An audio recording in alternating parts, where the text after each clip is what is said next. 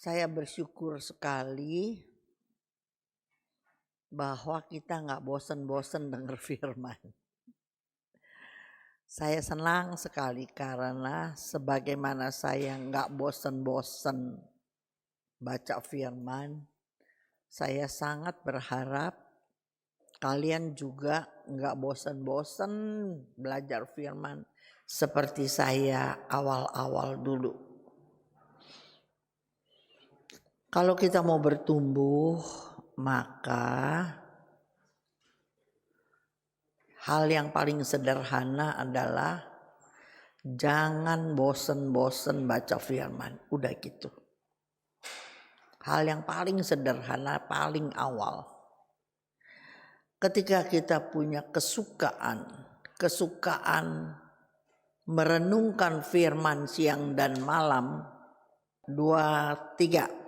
Janganlah engkau lupa memperkatakan kitab Taurat ini, tetapi renungkan itu siang dan malam, supaya engkau bertindak hati-hati sesuai dengan segala yang tertulis di dalamnya. Sebab dengan demikian perjalananmu akan berhasil dan engkau akan beruntung. Dengan demikian perjalanan hidupmu, bukan perjalanan kita ke puncak ya. Perjalanan hidup kita akan berhasil. Bukan berhasil doang, tapi kita akan merasa beruntung. Banyak orang merasa tidak beruntung. Padahal kalau kita mau berhasil dan beruntung, maka cuman satu ayatnya. Ambil waktu untuk merenungkan firman. Maka tadi awal perkataan saya adalah langkah kecil awal yang sederhana adalah jangan bosan baca firman. Pertama cuman karena mau baca. Karena Ibu Cun gak bosan suruh baca, saya baca. Tapi gak ngerti, tapi baca aja lah gitu. Kata Ibu Cun suruh baca aja baca, saya gak ngerti. Tapi berjalannya waktu dari gak ngerti lama-lama ngerti. Lama-lama menikmati gitu ya. Lama-lama kan kamu gak sendirian, ada PA. Di YouTube ada banyak sekali cerita orang khotbah. Jangan bosan. Semakin kamu baca, semakin semangat membacamu itu timbul. Semangat membaca timbul, akhirnya apa? Kamu mau mencari tahu. Lama-lama banyak yang kamu gak mengerti, kamu kepingin tahu. Itu awal-awalnya. Tapi jangan bosen-bosen baca firman gitu. Ya. Supaya apa? Perjalanan hidupmu beruntung dan berhasil gitu. Berhasil dan beruntung. Siapa yang tidak mau beruntung dan berhasil? Kemarin saya rapat di rumah. Aduh mami jangan saya deh diangkatin nih. Saya sibuk, saya begini. Aduh mau duduk diam aja saat teduh udah repot. Nah itu yang aku bilang salah. Dia orang aktif. Dulu dia sangat menonjol, rohaninya kuat. Tetapi perjalanan hidup membuat dia sangat sibuk. Tuhan buat dia berhasil. Jadi waktu tadi pagi semalam habis makan malam saya mempersiapkan. Aku ingat perkataan dia.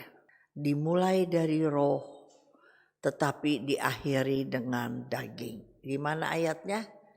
Dimulai dari roh tetapi diakhiri dengan daging. Mari kita baca di layar udah ada. Adakah kamu sebodoh itu? Kamu telah mulai dengan roh. Maukah kamu sekarang mengakhirinya di dalam daging? Kalau kamu gak pegang jabatan di komunitas, maka tidak ada tuntutan untuk kamu belajar firman. Ya gak ada tuntutan kan?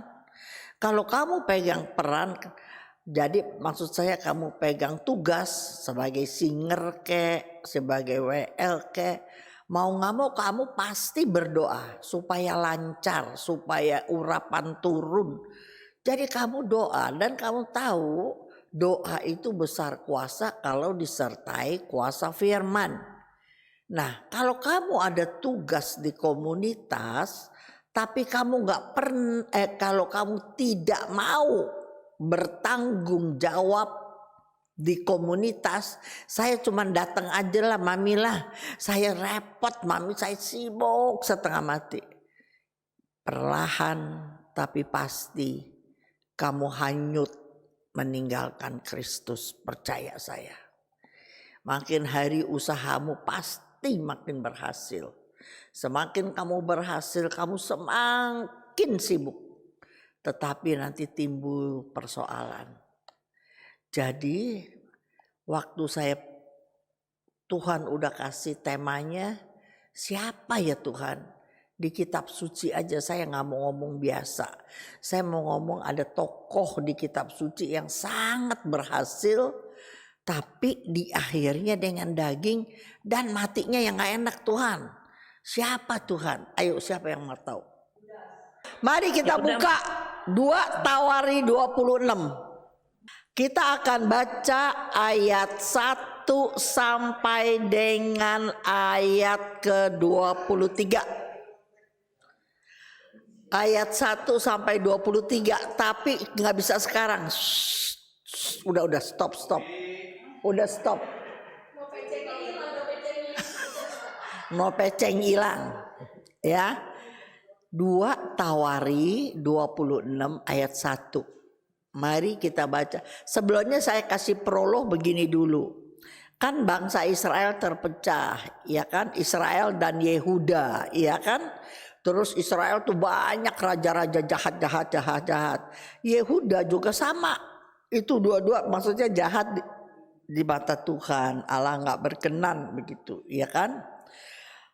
Mati, dibunuh, banyak dimati, ada 6 berentet gitu. Pokoknya asal kamu baca ya, karena jahat Tuhan bikin mati aja mereka.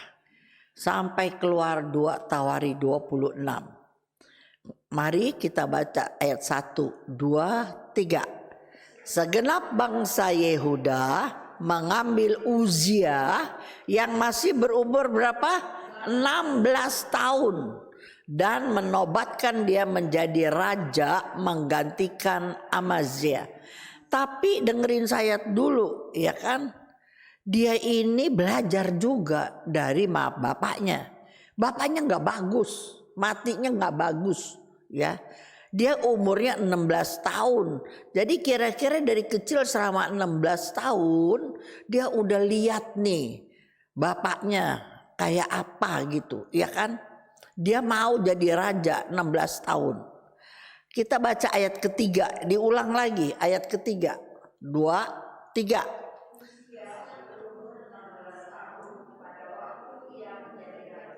Dan oi, nggak satu suara sampai yang di sini nggak satu suara. Kita baca sekarang 2, 3. Uzia berumur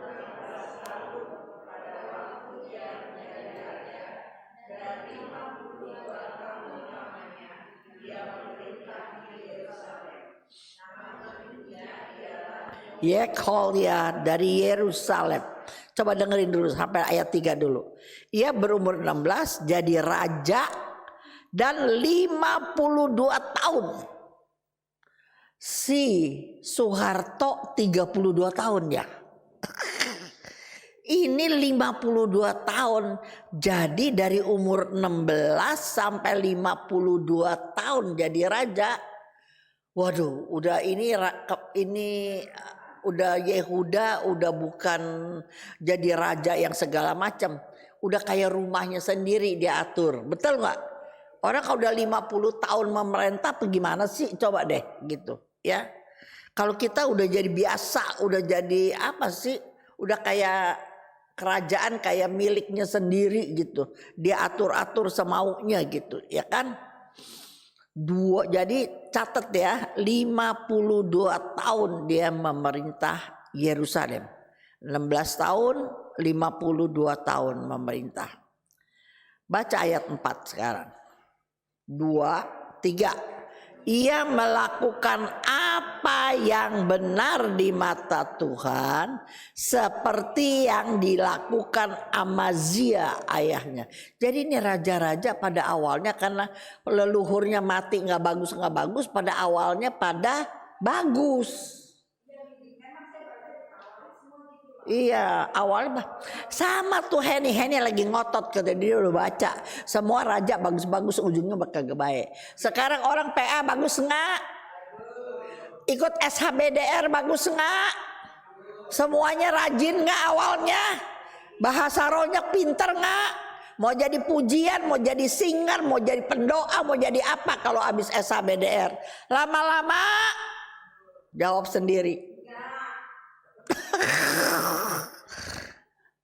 Ini Henny punya ide, jadi aku punya omongan. Raja-raja semuanya bagus pada awalnya, tapi ujungnya nggak bagus. Makanya si Uzia, jadi kamu udah tahu, dia itu melakukan yang benar seperti yang dilakukan Amazia ayahnya. Jadi artinya Amazia awalnya juga bagus. Si Uzia juga bagus. Kayak kita. Jangan pada baca sendiri ya. Liatin saya. Pengen buru-buru tahu ya. Pengen buru-buru ya toh. Dengerin saya. Kalau habis SHDBR, habis retret apa aja.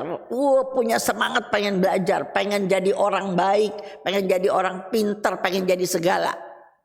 Banyak hamba-hamba Tuhan ketika punya niat pengen melayani Tuhan, udah mati-matian saya mau jadi hamba Tuhan, pekerja Tuhan. Tapi nanti liatin ya. Ayat 5 kita baca. 2, 3. Ia mencari Allah selama hidup Zakaria yang mengajarnya supaya takut akan Allah. Dan selama ia mencari Tuhan, Allah membuat segala usahanya berhasil. Garis bawahi teman-teman. Ketika Anda dan saya melekat seperti ikat pinggang kepada Tuhan, maka Tuhan membuat segala usaha kita berhasil. Ini saya udah cerita banyak kali. Saya ada di satu kota, anak muda, ya nggak muda, ada 40-an gitu. Dia berdoa setengah mati sama berdoa untuk suaminya. Pertama doa banget. Tapi belakangan suaminya juga mau berdoa. Akhirnya usaha dia berhasil sekali gitu ya. Rumahnya besar, anaknya 4, ada 4 besar kamarnya, anak-anak dikasih TV sendiri. Dulu belum zaman komputer ya, waktu zaman saya belum ada zaman seperti hari ini, belum. Waktu saya masih rajin keliling gitu. Pokoknya cuman dia suka laporan sama saya, ketika semuanya ada di kamar, anaknya nggak mau turun ke bawah. Ada kan udah ada TV di atas sendiri. Jadi kalau makan baru turun. Kalau mami papi teriak-teriak baru dia turun. Semua sendiri-sendiri. Jadi punya acara sendiri. Kan dia kaya. Jadi pada punya motor. Zaman itu belum ada satu anak satu mobil gitu. Belum. Ya, dia lagian bukan di Pulau Jawa. Tapi belakangan aku cerita dia berhasil. Anak-anaknya begini-gini. Bagus lah gitu. Ada satu masa kemudian dia telepon saya. Mami, tapi saya kering loh mami. Anak-anak dulu dekat, kita bisa ke gereja bersama sama papinya, sama anak-anak, pulangnya kita makan. Tetapi sekarang udah enggak lagi mami katanya. Semua rumah saya cukup, more than enough. Tapi anak-anak punya acara sendiri, dia punya kendaraan sendiri, dia punya teman-teman sendiri. Kalau saya bilang yuk kita kumpul, ini mami ulang tahun, kumpul.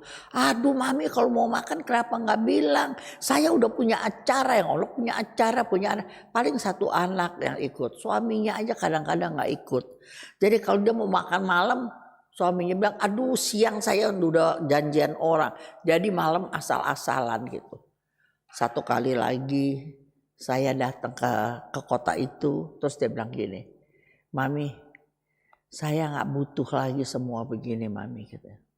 Saya cuma butuh anak-anak sama suami saya kumpul. Saya mau ke gereja bareng ini bareng. Gitu loh. Saya rindu seperti dulu lagi. Dan terakhir perkataan dia apa tahu gak? Saya gak mau punya duit berlebihan begini. Saya tahu yang berlebihan itu bisa menghancurkan saya. Kalau ini bukan dari Tuhan. Kata dia gitu. Saya gak usah lah pakai gini. Asal saya cukup aja. Itu kedua kali saya datang ke kota itu. Terakhir saya gak datang. Cuman saya dapat laporan. Pemerintah dengan banyak peraturannya, kerjaannya di-cut orang. Jadi dia cuma bisa order yang kecil-kecilan aja. Tapi sekarang saya bahagia. Walaupun suami saya suka nada tinggi kalau ngomong. Ingat dulu zaman berkelimpahan. Banyak kegiatan dia yang gak bisa dia jalankan lagi gitu. Ya. Jadi ingat-ingat ya Harry ya. Jadi tapi dia senang bisa pergi sama anaknya, dia bisa pergi sama suaminya, bisa jalan-jalan sama. Nah, aku lihat di sini ibu ini bertumbuh dalam iman. Ya, dia udah nggak butuh yang lebih-lebih lagi.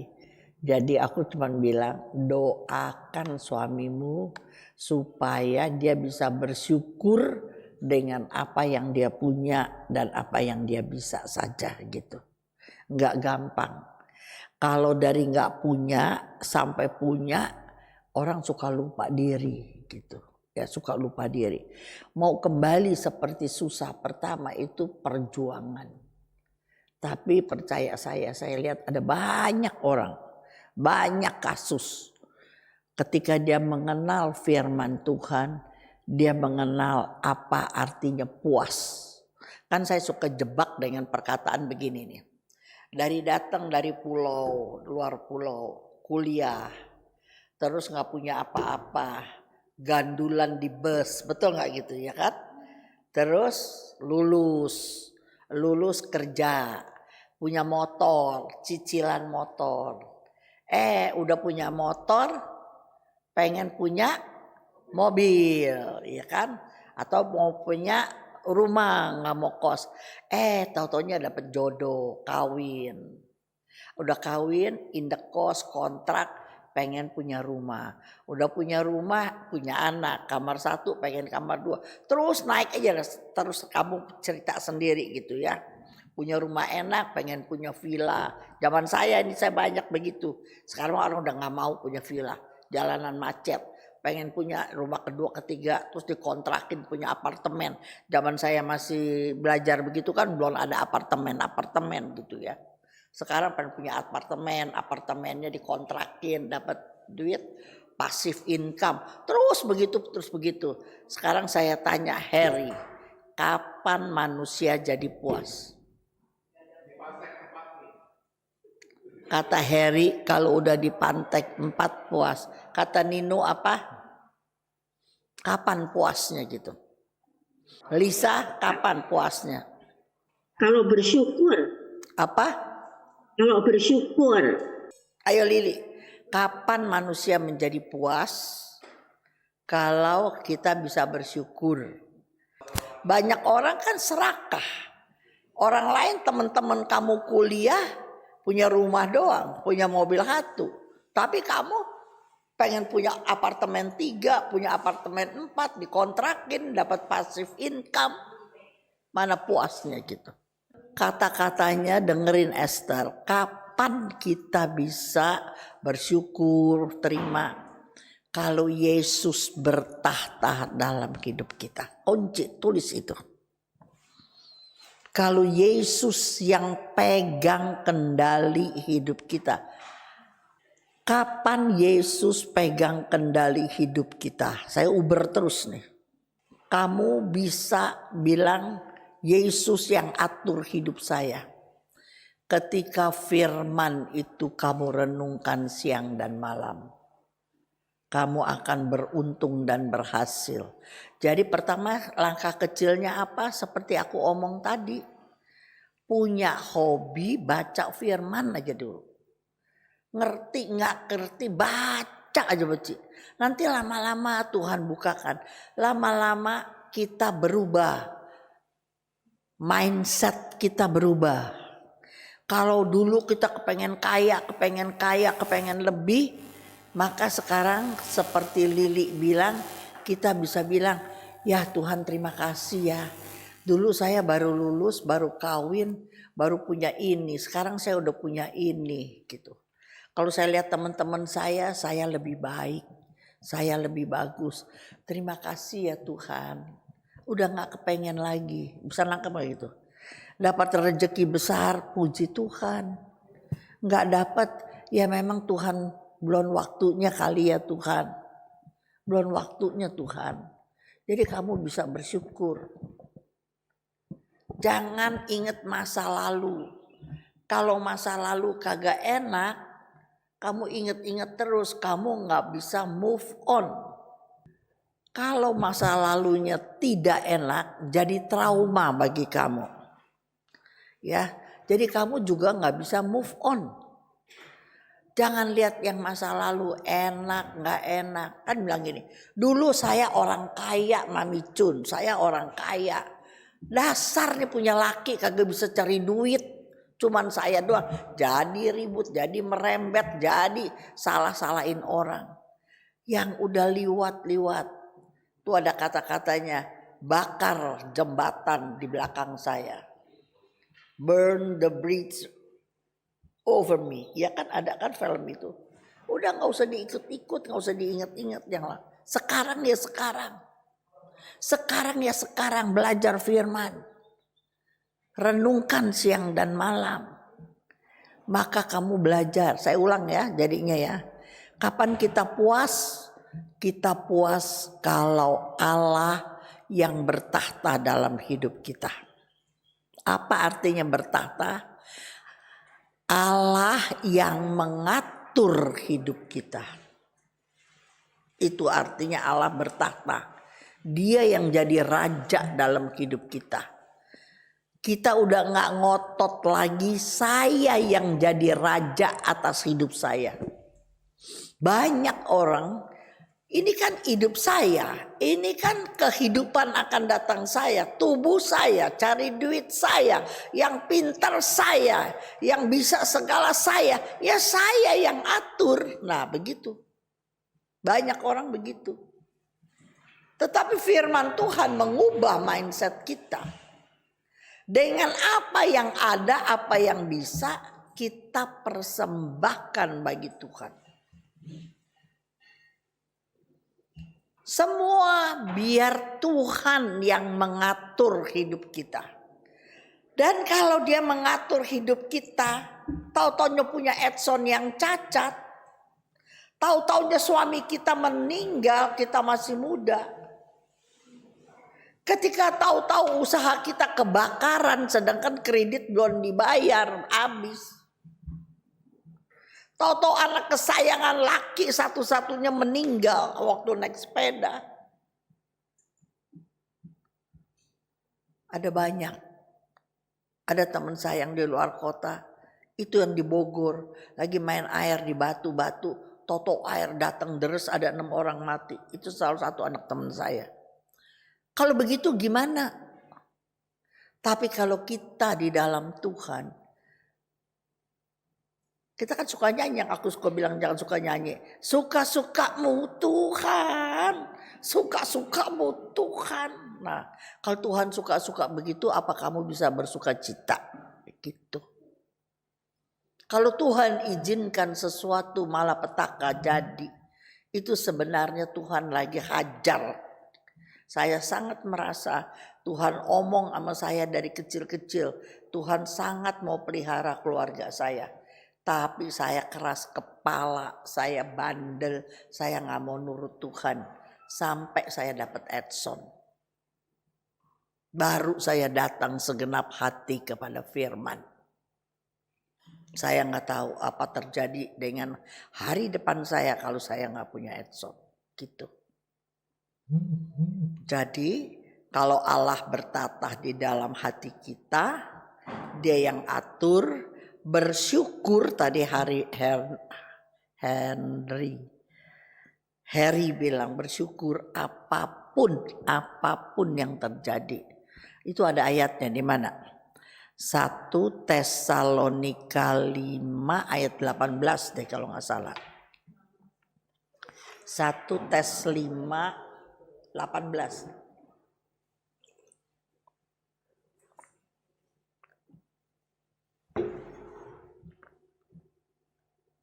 2, 3. Mengucap, ayo dong semuanya baca.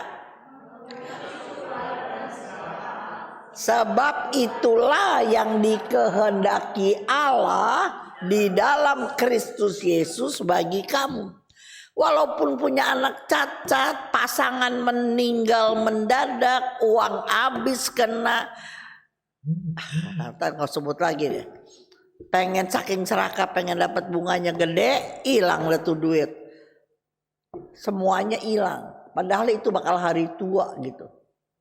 Tapi mengucap syukur karena di balik setiap musibah malapetaka, kalau kita melekat kepada firman, maka Tuhan akan bilangin di balik musibah ini ada pelajaran yang saya mau kasih sama kamu. Gitu kira-kira.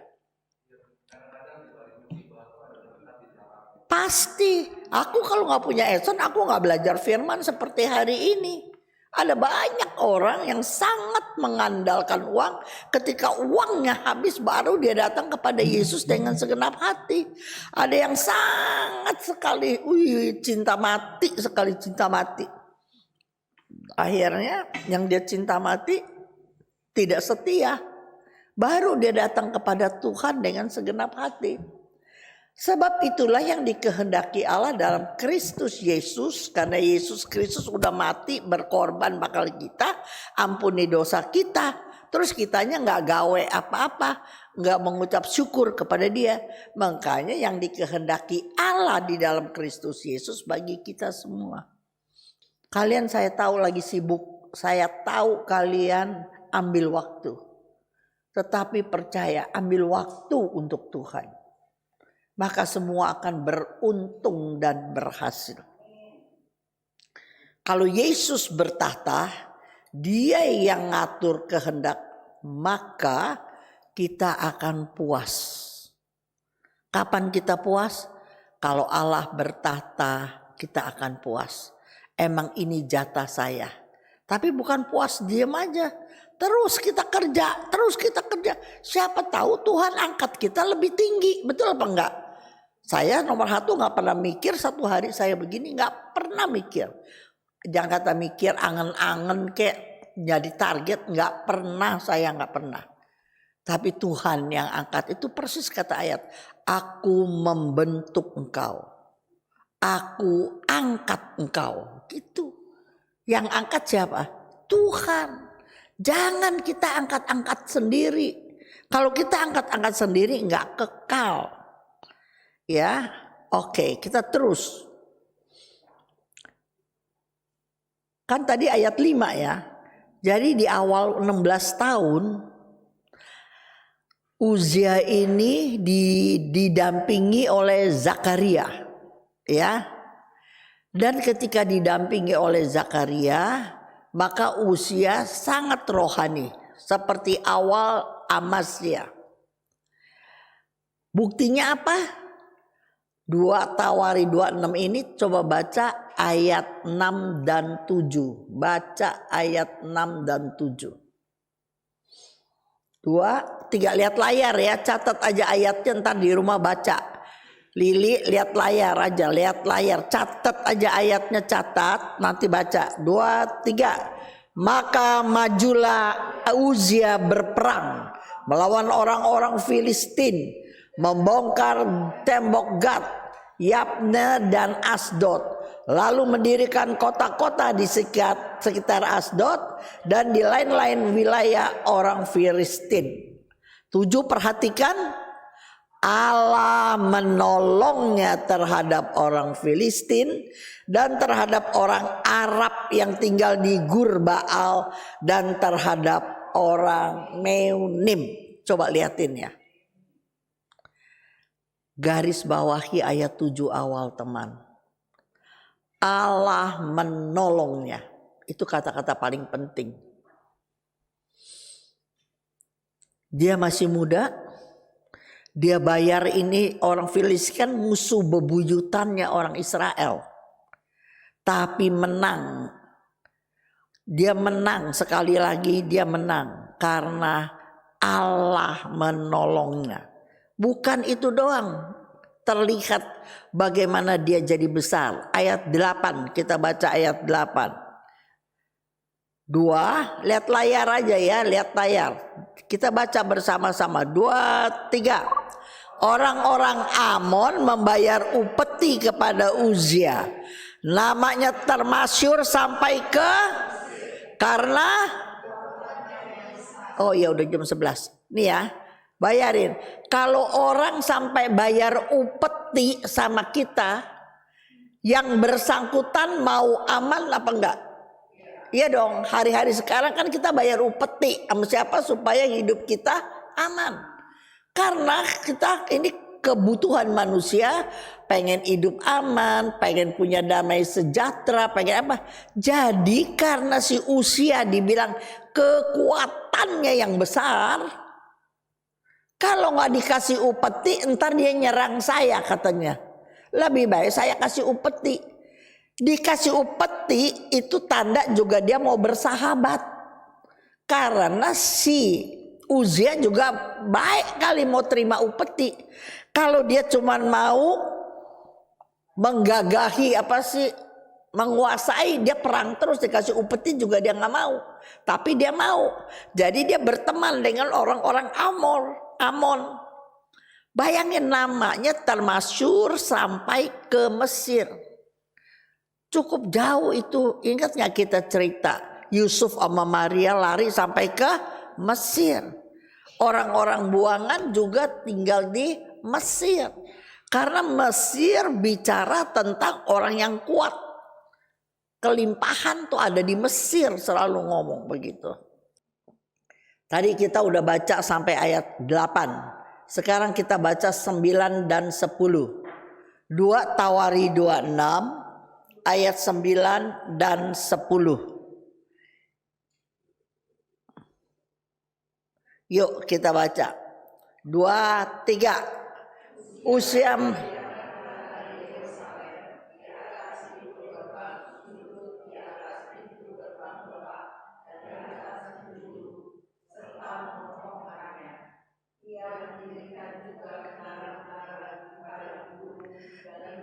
banyak sumur karena banyak ternaknya, baik di daratan rendah maupun di daratan tinggi. Juga ia mempunyai petani-petani dan penjaga-penjaga kebun anggur di gunung-gunung dan di tanah yang subur, karena ia suka pada pertanian. Ini ngomongnya cuma begini, tapi ini artinya dalam sekali. Artinya dia memperhatikan rakyatnya, bukan nih? Dia sangat memperhatikan. Dia bilang begini, dia gali banyak sumur.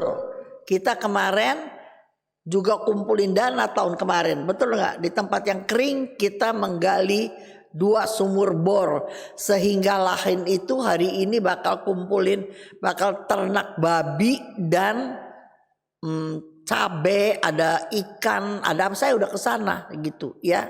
Jadi ini juga si Uzia, liatin, dia bukan mendirikan istana yang mega-mega untuk peperangan, dia bikin menara di pintu-pintu gerbangnya. Semua penjuru dia pakai, serta mengokohkannya. Pasti ada tembok kayak tembok Cina kali ya gitu ya.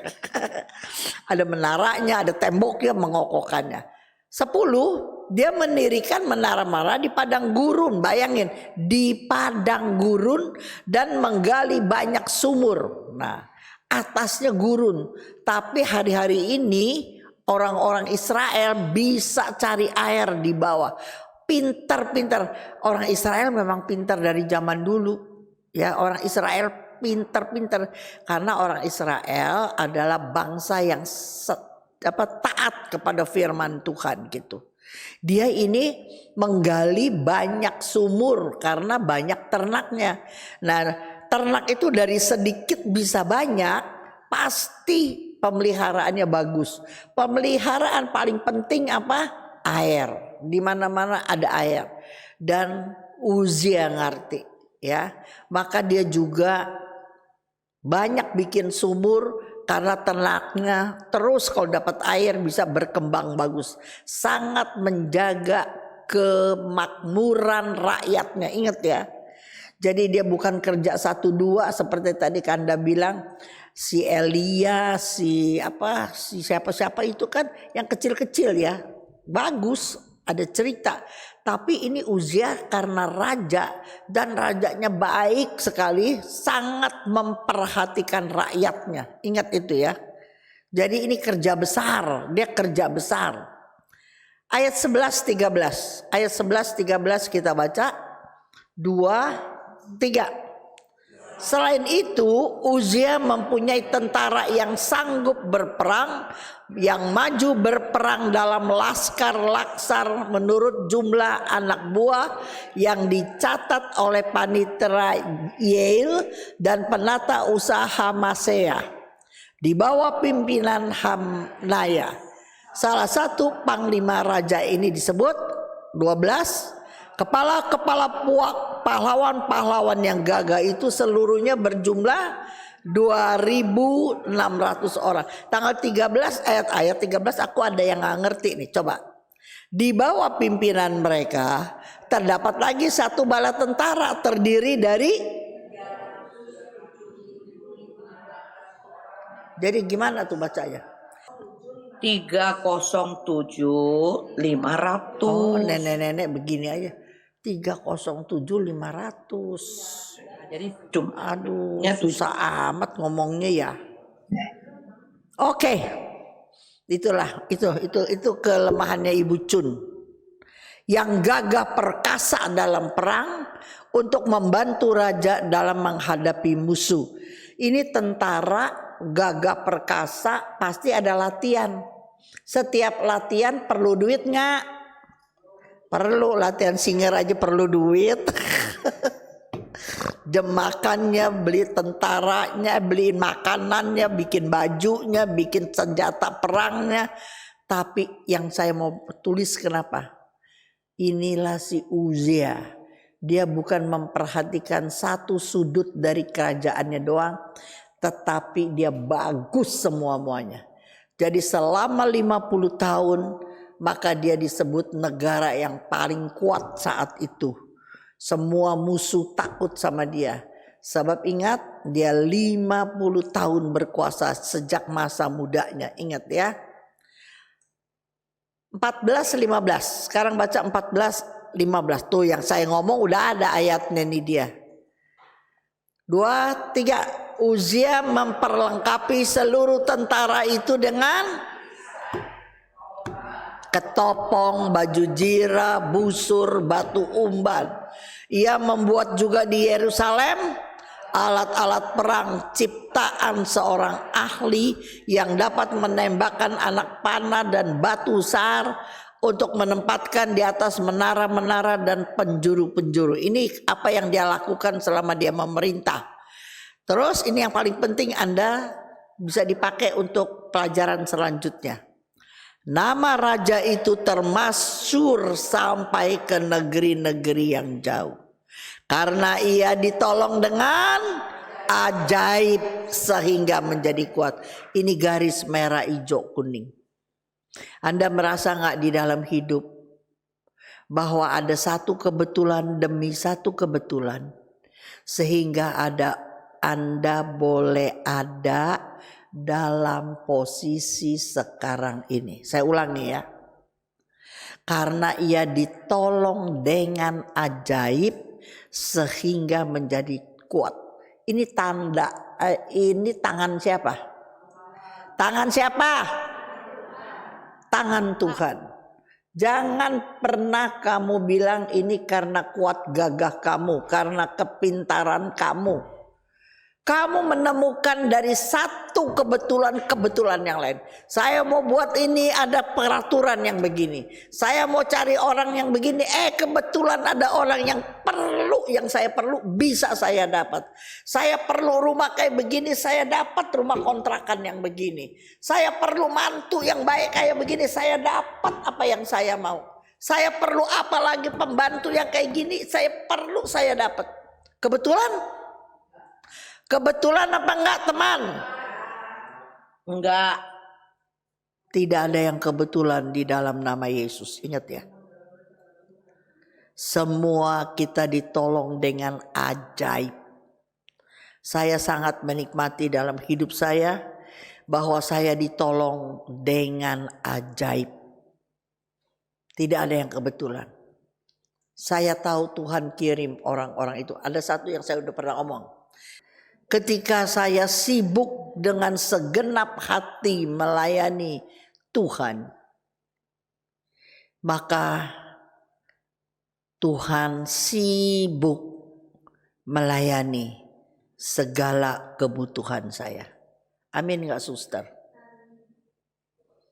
Ketika saya sibuk melayani Tuhan, melayani pekerjaan Tuhan, percaya Tuhan akan sibuk melayani apa yang kita butuhkan, apa yang kita perlukan.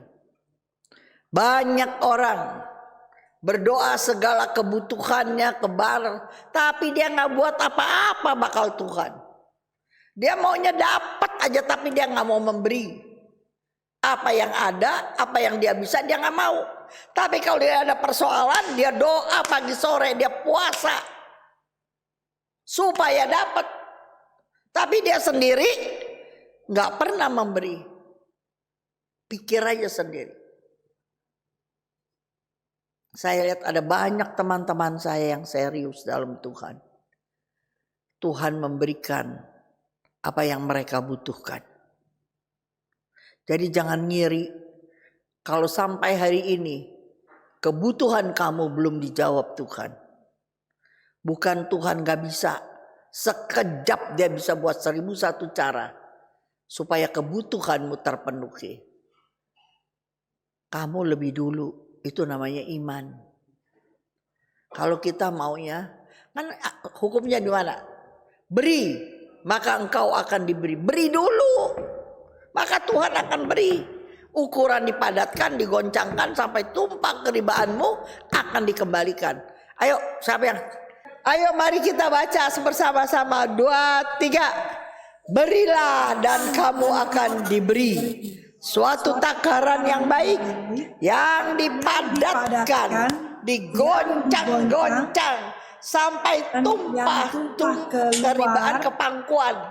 Sebab ukuran yang kamu pakai mengukur akan diukurkan kepadamu. Ini kalimat terakhir tidak enak. Ukuran yang kamu pakai untuk mengukur diukurkan. Jadi Harry, kalau ngasihnya pakai ukuran kue mangkok, jangan ngimpi dikembaliin pakai baskom. Jangan ngiri kalau orang lain dapat baskom. Sebab kamu kasihnya pakai kue mangkok. Gitu. Tapi emang kalau kue mangkok itu milik kamu sendiri cuma segitu-gitunya. Ingat gak orang nenek-nenek janda miskin kasih 2 peser. Tapi itu seada-adanya dia. Jadi dia kasih semuanya. Kata Tuhan Yesus dalam perumpamaan itu. Nenek itu memberi lebih daripada orang yang kasih banyak-banyak. Karena dia memberi seada yang sama dia. Dari segala, jadi apa yang ada sama dia, gitu. Dari apa yang ada dia berani kasih, gitu. Oke. Ingat ya, garis bawahi ayat ke-15, ditolong dengan ajaib. Semua orang pernah merasa ditolong dengan ajaib nggak sama Tuhan? Pernah apa enggak? Iya pernah. Pernah. Kesian Mami, amat. Mami, Hai. Mami. Oi. Mungkin gini. Pengertian yang tadi Mami ngomong seperti ini, Mami. Orang berpikir kalau kita memberi itu kadang-kadang kan buat kita doang, Mami. Sebenarnya enggak. Janji Tuhan itu untuk keseluruhan. Jadi tanpa kita sadari ya, apa yang kita lakukan untuk Tuhan, melayani Tuhan dengan segenap hati, itu impartasinya itu bisa ke seluruh keluarga. Ya, men. Orang tua kita dipelihara, anak-anak kita dipelihara, Oke, pasti. seluruh kebutuhan kita itu seperti kayak ini apa? Tercover oleh Tuhan semua. Itu Ada ayatnya, ada Ya. ayatnya. Aku tidak pernah melihat anak cucu orang-orang benar pergi meminta-minta. Kalau orang benar itu pasti dia memberi. Orang benar itu pasti berkorban. Orang benar itu di dalam hidup pasti sangkal diri panggul salib. Dan itu bukan hanya untuk dia, sampai ke anak dan ke cucunya. Anak cucu orang benar. Udah ada yang tulis nih. Mazmur 37 ayat 25. Ayo semua baca 2, 3. Dahulu aku muda, sekarang telah menjadi tua, tetapi tidak pernah aku melihat orang benar ditinggalkan atau anak cucunya meminta-minta roti. Sekarang 37:25. 37:25. Ya. Mazmur 112. Oke, baca 2, 3.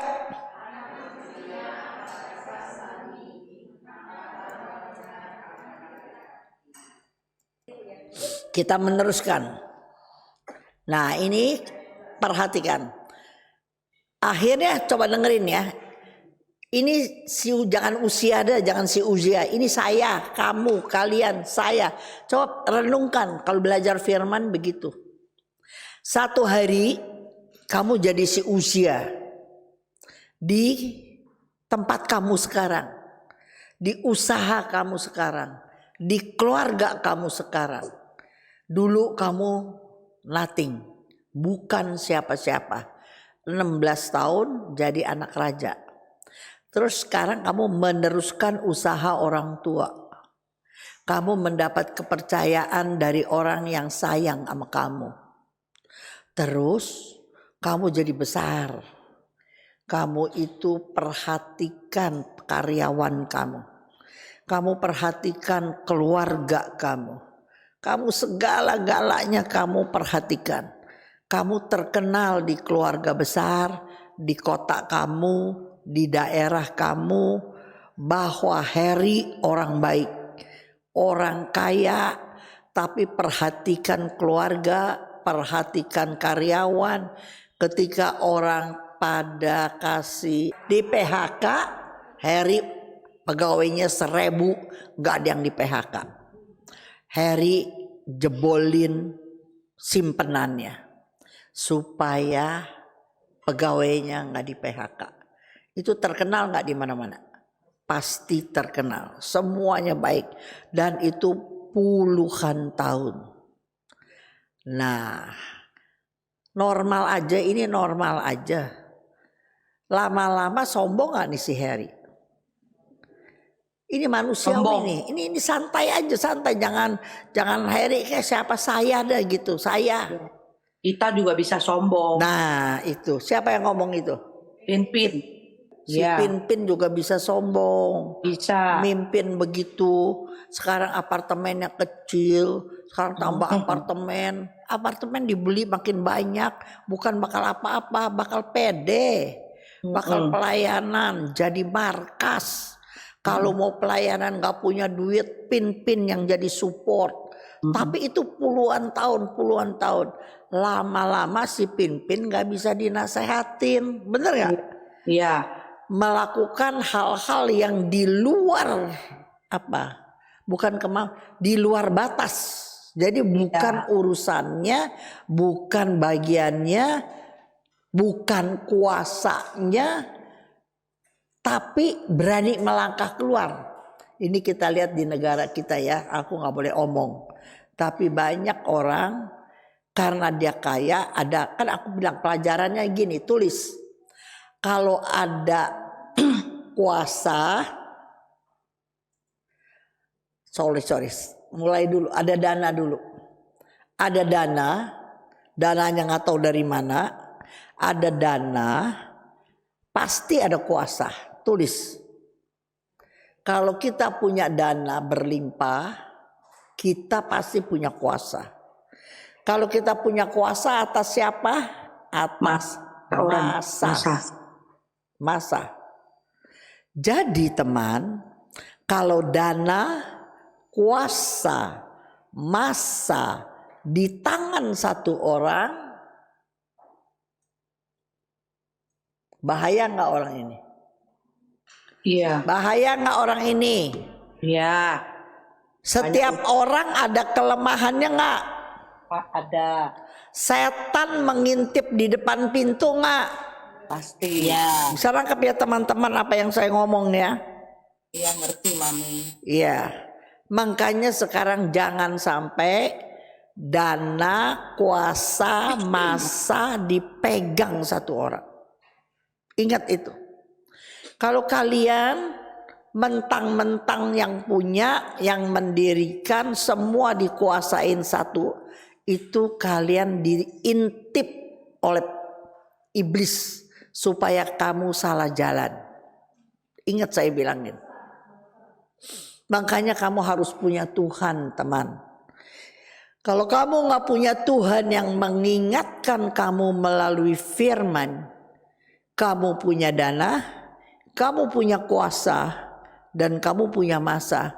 Kamu bisa buat apa saja menurut kehendak kamu. Padahal tadi saya udah bilang, kapan orang merasa puas? Kalau Allah bertahta. Mana mungkin Allah bertahta kalau kamu tidak hidup melekat kepada firman? Mana mungkin? Jadi rendahkan dirimu. Belajar firman. Kamu kan pikir bakal apa belajar firman? Saya udah punya segala-galanya. Saya tidak perlu firman. Saya bisa melakukan apa yang saya mau. Jadi bakal apa? Itu kamu sudah diintip oleh iblis. Ingat itu. Ya. Kalau Sombong. orang kaya, Mami. Apa? Kalau orang kaya sombong masih ya itu udah wajar lah. Nah ini udah susah sombong lagi gimana? Itu jangan diomong. Itu jangan diomong. Ini raja loh ya. Ini si Uzia raja nih. Coba liatin apa yang Tuhan buat. Mari kita lihat apa yang Tuhan buat. Ya. Kesombongan menjatuhkan Uzia. Tulis saja gitu. Kesombongan adalah karakter yang paling dibenci Tuhan. Nah itu perikop kecilnya. Kesombongan menjatuhkan Uzia. Karakter yang paling dibenci Tuhan. Mari kita baca ayat 16. 2 Tawari 26 ayat 16. 2 Tawari 26 ayat 16. Ayat 16, ayo kita baca bersama-sama, lihat layar. 2, 3. Setelah Uzia menjadi kuat, Uzia menjadi tinggi hati. Sehingga ia melakukan hal yang merusak. Garis bawahi, tinggi hati membuat kita melakukan hal-hal yang merusak. Ini bahasa aslinya bukan merusak, rusak dirusak. Kita melakukan hal-hal yang Allah tidak berkenan. Kita melawan kebenaran. Artinya gini loh, kita sudah tahu kebenaran, sudah tahu, tapi kita berani merusak. Kita berani ngelawan. Jadi kita berani melawan kebenaran. Kita berani melawan firman. Uzia berubah setia kepada Tuhan. Berubah setia berarti gak setia lagi. Anda lihat perjalanan waktu yang membuat kita naik sampai kita gak bisa dinasehatin, sampai kita gak bisa lagi dengeran orang, maka Nah ini dia. Dia berubah setia kepada Tuhan Allahnya dan memasuki bait Tuhan untuk membakar ukupan di atas mezbah pembakaran ukupan. Ini kalau kamu belajar ya di imamat sebelumnya gini loh. Raja urusannya negara pemerintahan. Dia punya hak otoritas gitu ya. Tetapi para imam punya otoritas sendiri di hal-hal rohani. Rohani di bait Allah. Imam punya otoritas di hal-hal yang rohani. Raja enggak boleh mencampuri urusan imam. Imam tidak mencampuri urusan ketatanegaraan. Ingat nggak Imam Eli yang tidak bisa ngatur anaknya, matinya kayak apa? Jadi dia berkuasa di bagian dia. Ada bagian rohani, ada bagian yang pemerintahan gitu. Walaupun pemerintahan, si Uzia tunduk taat kepada Tuhan. Makanya Tuhan menyertai semua geraknya Uzia. Tetapi ketika kelamaan di atas, dia nggak delegasikan kuasanya, dia nggak punya kaderisasi. Ada nggak orang yang nggak mau turun-turun dari kursi? Ada nggak? Banyak. Raja urusin negara gitu, tau nggak? Imam urusin rohani. Kan dia pakai korban bakaran, korban apa segala, itu urusannya si imam. Nah, sekarang kita baca ayat selanjutnya. Kan tadi aku biar baca bahwa si Uzia mau memenuhi bait Allah, dia bawa ukupan. Padahal ukupan tugasnya siapa? Imam. Tapi saking dia berkuasa, dia rebut nih pegang ukupan. Kita baca 17-18. Ayo cepat 17-18. 2, 3. Tetapi Iman Azaria mengikutinya dari belakang bersama-sama 80 imam Tuhan. Orang-orang yang tegas. Stop dulu. Kenapa bisa 50 tahun berjalan lancar baik? Karena Uzia memberi teladan hidup yang baik. Ngerti gak? Selama ini dia tidak ganggu-ganggu urusan rohani. Dia gak ganggu-ganggu.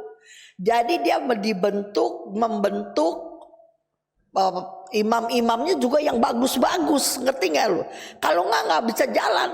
Kalau bukan aja sama raja, ada orang yang nggak benar di rohani, pasti imam-imamnya Azaria itu juga orang yang bagus-bagus gitu. Jadi makanya bisa jalan 50 tahun semua makmur, semua beres. Karena si imam urusin yang rohani, si raja urusin negara. Tetapi satu hari nih setan mulai, orang kalau udah mulai sombong, setan mulai masuk. Waktu si Uzia mau membakar ukupan, memasuki bait Allah untuk membakar ukupan. Coba bayangin, ini udah di luar batas. Imam besar bersama 80 imam Tuhan, orang-orang yang tegas. Dia kalau nggak tegas nggak bagus gitu. Ada dapat kayak Imam Elinya.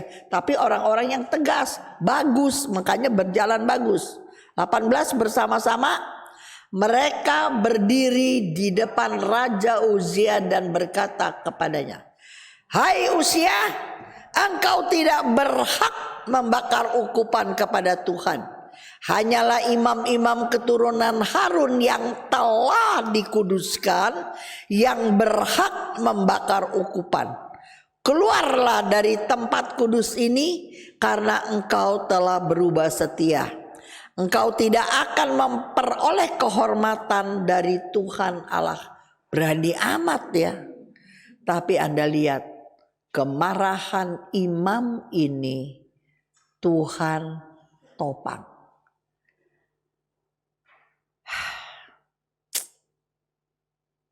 Ayat 20 saya stop sampai di ayat 20. 2, 3. Tetapi Uzia dengan bokor ukupan di tangannya untuk dibakar. Marah nggak presiden? Marah nggak raja diginiin? Wow, marah banget. Terus sementara amarahnya meluap terhadap para imam, timbullah penyakit kusta di dahinya di hadapan para imam di rumah Tuhan dekat mezbah pembakaran. Aku baca ini aku rada nangis waktu bikin, tau gak gitu. Tuhan bisa buat apa saja. Kalau manusia udah terlalu sombong, terus sesama imam tuh untung langsung timbul kusta. Kalau nggak kusta itu imam 80 kira-kira mati dibakar nggak tuh? Bisa nangkep nggak gitu? Kan dia punya kuasa. Dia bisa buat apa saja kepada itu imam. Tetapi Anda lihat Tuhan tolong. Makanya jangan sombong. Jangan suka sombong. Dibalik dalam sedetik aja tahu-tahu timbul kecelakaan, tahu-tahu timbul begini begono. Tuhan bisa buat 1001 cara. Jangan sombong, satu aja jangan sombong. Nah, kita tahu cerita banyak di kitab suci, orang kusta itu, ingat nggak orang kusta sembuhkan? Dia pakai jubahnya gitu, terus dia mesti berteriak, ada keliningannya. Najis, najis, najis gitu kan. Orang kusta nggak bisa tinggal bersama sama orang normal. Ingat, dia punya perkampungan sendiri. Kalau dia mau liwat, dia tutup mukanya dan dia teriak-teriak najis, najis. Jadi orang pada jauh sama dia gitu ya. Jadi ketika kusta itu timbul di kepalanya, ditonton oleh 80 orang,